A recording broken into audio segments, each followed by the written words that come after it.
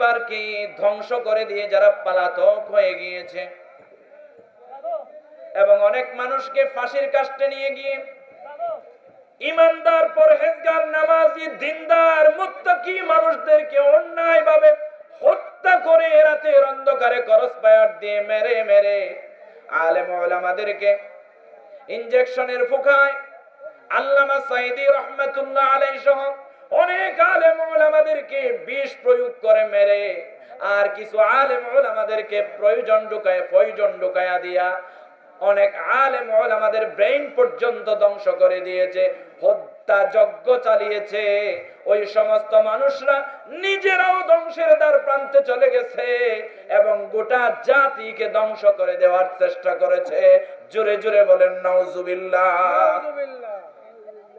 অন্যায়ভাবে মানুষ হত্যা যারা করে, আল্লাহ তাআলার প্যারা হাবিব বলেন তারা অচিরেই ধ্বংস হয়ে যাবে। সুতরাং বাংলার জমিনের আলেম ওলামারা বলেছিল, এই রাক্ষস, এই জল্লাদ, বাংলাদেশের এই জালেমটা এমন ভাবে ধ্বংস হবে, একদিন গোটা পৃথিবীর মানুষ দেখে দেখে হাসবে। জোরে বলেন আল্লাহু আকবার। সেই পরিণতি হয়েছে এবং আল্লাহর জমিনের ভিতরে থাকা